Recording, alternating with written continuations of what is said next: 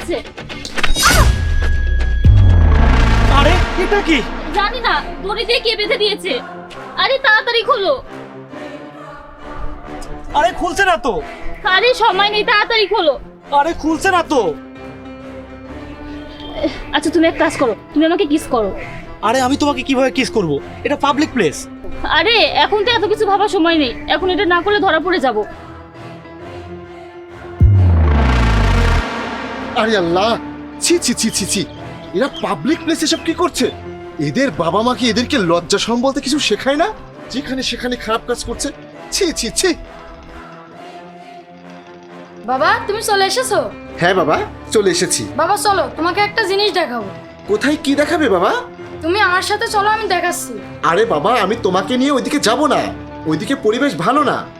ওখানে আমি যা দেখেছি তোমাকে সেটা দেখাতে চাই না। ওদিকে যেতে হবে না বাবা, এখানকার মানুষ